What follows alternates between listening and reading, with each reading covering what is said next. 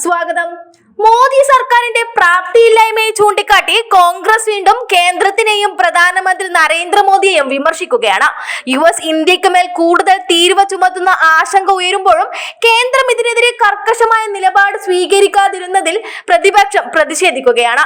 പ്രധാനമന്ത്രി മോദി പ്രശംസ കേൾക്കുന്നതിനുള്ള ആഗ്രഹത്തിലാണ്. എന്നാൽ ഇന്ത്യയുടെ സാമ്പത്തിക താൽപര്യങ്ങൾ സംരക്ഷിക്കാൻ തയ്യാറല്ലെന്നതാണ് വസ്തുതയെന്ന് കോൺഗ്രസ് നേതാവ് ജയറാം രമേശ് ആരോപിച്ചിരിക്കുകയാണ്. ചൈന, കാനഡ, മെക്സിക്കോ തുടങ്ങിയ രാജ്യങ്ങൾ ട്രംപിന്റെ തീരുവ നയങ്ങൾക്കെതിരെ ശക്തമായ മറുപടി നൽകിയപ്പോൾ ഇന്ത്യയുടെ മൗനം അതിശയിപ്പിക്കുന്നതാണെന്ന് പ്രതിപക്ഷം ചൂണ്ടിക്കാട്ടുന്നു. പ്രധാനമന്ത്രി ഇതിനെതിരെ സംസാരിക്കാൻ പോലും തയ്യാറല്ല. പകരം പ്രശംസയെക്കുറിച്ചാണ് പ്രാധാന്യം നൽകുന്നതെന്നും കോൺഗ്രസ് ആരോപിച്ചു. എന്നാൽ ഇപ്പോൾ അമേരിക്കയ്ക്ക് മുന്നിൽ കീഴടങ്ങുന്നത് പോലെ ഇന്ത്യ യുഎസ് ഉൽപ്പന്നങ്ങൾക്ക് ഇറക്കുമതി തീരുവ ഗണ്യമായി കുറക്കാൻ സമ്മതിച്ചതായി ഡൊണാൾഡ് ട്രംപ് പ്രഖ്യാപിച്ചിരിക്കുകയാണ്. ഇന്ത്യ വൻതോതിൽ യുഎസ് ഉൽപ്പന്നങ്ങൾക്ക് തീരുവ ഈടാക്കുന്നുവെന്നും അതിനാൽ തന്നെ ഇന്ത്യയും വൻ സമ്മർദ്ദത്തിലാക്കേണ്ടതുണ്ടെന്നുമുള്ള ട്രംപിന്റെ പ്രസ്താവന ഇന്ത്യയുടെ സാമ്പത്തിക പരാധീനത ഉയർത്തി കാണിക്കുന്നു. ഇത് ഇന്ത്യൻ ഉൽപാദകരെയും തൊഴിൽ മേഖലയും കനത്ത ബാധ്യതയിൽ ആഴ്ത്തുമെന്നാണ് സാമ്പത്തിക വിദഗ്ധരുടെ വിലയിരുത്തൽ. വിദേശകാര്യമന്ത്രി എസ് ജയശങ്കർ നിലപാടും പ്രതിപക്ഷം രൂക്ഷമായി വിമർശിച്ചിരിക്കുന്നു.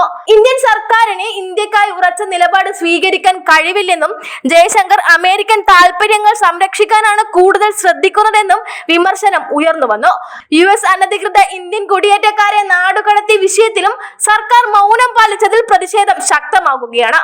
ഇന്ത്യയുടെ ആഭ്യന്തര വിപണിയും ഉൽപാദന മേഖലയും ഒക്കെ തകർച്ചയിലേക്ക് നീങ്ങുമ്പോൾ മോദി സർക്കാർ യുഎസിനോട് മനഃപൂർവ്വം അടിമത്ത നിലപാട് സ്വീകരിക്കുകയാണ്. ഈ തീരുമാനങ്ങൾ ചെറിയ വ്യവസായികളെ ബാധിച്ച് വൻതോതിൽ തൊഴിലില്ലായ്മ സൃഷ്ടിക്കുകയും ചെയ്യും. അതേസമയം ഇന്ത്യയുടെ സമ്പദ് വ്യവസ്ഥയെ കുറിച്ച് നടന്നുവരുന്ന വാഗ്ദാനങ്ങളും വളച്ചൊടിക്കലുകളുമാണ് ബിജെപി സർക്കാർ മുന്നോട്ട് വയ്ക്കുന്നതെന്ന് പ്രതിപക്ഷം ചൂണ്ടിക്കാട്ടുകയായിരുന്നു. മോദി സർക്കാരിന്റെ വിദേശ നയത്തിലെ പരാജയമാണ് ഇന്ത്യയെ ഒരു സാമ്പത്തിക കുഴപ്പത്തിലേക്ക് തള്ളിവിടുന്നത്. ഇന്ത്യയുടെ സാമ്പത്തിക സുരക്ഷയെ തകർക്കുന്ന ഭരണകൂടത്തിനെതിരെ ശക്തമായ പ്രതിരോധം ഉയരണമെന്ന് പ്രതിപക്ഷം ആവശ്യപ്പെടുകയാണ്.